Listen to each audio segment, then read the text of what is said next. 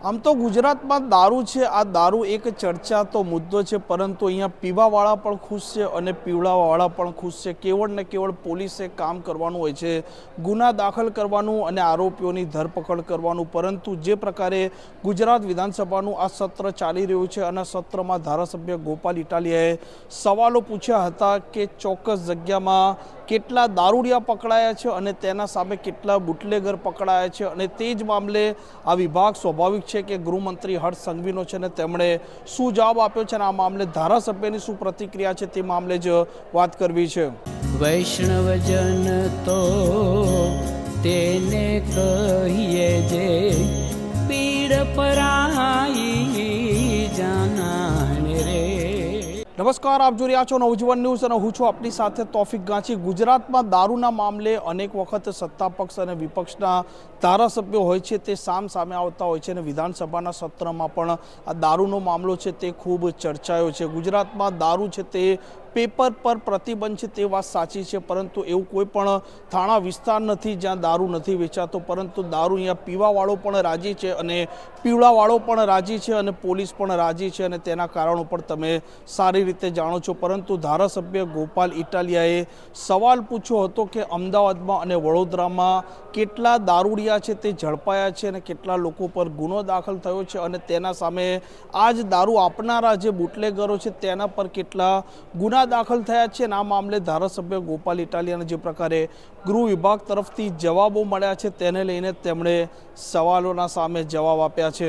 ગઈકાલે 9મી માર્ચ 2026ના દિવસે વિધાનસભામાં મારો એક પ્રશ્ન હતો 25 નંબરનો, અત્યંત અગત્યનો મહત્વનો મુદ્દો હતો, પણ સરકારે મને એનો વાસ્તવિક જવાબ આપવાના બદલે ગોળ ગોળ જલેબી જેવો જવાબ આપ્યો છે। મારો ચોખ્ખો પ્રશ્ન એવો હતો કે વડોદરામાં અને અમદાવાદમાં દારૂ પીધેલી હાલતમાં કેટલા લોકો પોલીસના ચોપડે પકડાયા, કેટલા લોકો ઉપર દારૂ પીવાની એફઆઈઆર થઈ, અને જેટલી એફઆઈઆર દારૂ પીવાની થઈ એની સામે દારૂ વેચવાની કેટલી થઈ। સીધો જ પ્રશ્ન છે કે જે માણસે દારૂ પીધો એની પાસે બે જ રસ્તા હોય છે, યા તો એ ઘરે બનાવીને પીવે યા તો માર્કેટમાંથી વેચાતો લઈ લે। તો સ્વાભાવિક છે કે સરકારે મને આપો આંકડો 32,464 લોકો દારૂ પીતા પકડાયા।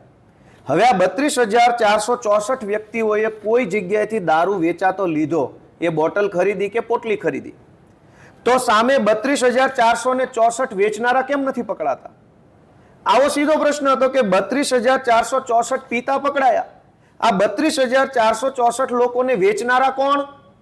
એ કોઈ દિવસ ગુજરાતમાં પકડવામાં નથી આવતા। માત્ર મોટી મોટી ફાર્મ હાઉસોની અંદર જ્યારે હોય ત્યારે કેટલાક લોકો દારૂ પીતા પકડાય, એના રીલ્સ બનાવવામાં આવે છે, એમને બેઇજ્જત કરવામાં આવે છે। વેચનારા ક્યાં છે? જેટલા પીનારા એટલા વેચનારા તો હોવાના જ, કેમ કે દરેક માણસ ક્યાંકથી દારૂ ખરીદે છે તો જ પીવે છે। સરકાર ક્યારેય પણ દારૂ વેચનારાની તપાસ કરતી નથી, માત્ર પીતા કોઈ પકડાઈ જાય એને પકડી તમાશો કરી રીલ બનાવી વાહવાહી લૂંટી અને જાણે મોટી અમેરિકાની સરકાર સર કરી લીધી હોય એવા વાયદાઓ, એવી વાતો કરે છે।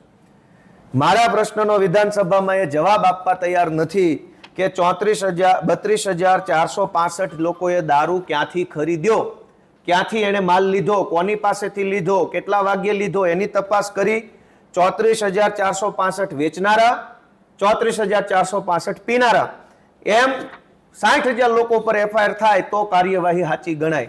આનો અર્થ એવો બતાવે છે કે વેચનારા લોકોના હપ્તાઓ ખૂબ ઊંચે સુધી પહોંચી રહ્યા છે અને પીનારાઓને ફાંસીની સજા થઈ રહી છે। એટલે આ બાબતે સરકારનું અમે ધ્યાન દોરીએ છીએ કે જેટલા લોકો ઉપર કેસ કરો છો કાયદા પ્રમાણે વ્યવસ્થિત કરવા જોઈએ। આમ ધારાસભ્ય ગોપાલ ઇટાલિયાનું કહેવું છે કે 32,000 આસપાસ પોલીસે દારૂડિયા ઝડપાયા છે, પરંતુ તેના સામે જે પ્રકારે દારૂડિયાએ દારૂ પીધો હતો તે કોઈ વ્યક્તિના પાસેથી તો લાવ્યા હશે ને એવા બુટલેગરો છે તેમના સામે કોઈ પણ પ્રકારનો કેસ જ કરવામાં નથી આવ્યો। આમ તેમને ક્યાંક ને ક્યાંક ગૃહમંત્રી હર્ષ સંઘવી છે તેમના સામે જ આંગળીઓ ચીંધી હતી, અને દારૂ છે તે ગુજરાતમાં એક ચર્ચાનો વિષય છે, પરંતુ અહીંયા પીવાવાળા વધારે રાજી રહેતા હોય છે અને જે પીતા હોય છે તે જ દારૂની વધારે ચર્ચા પણ કરતા હોય છે।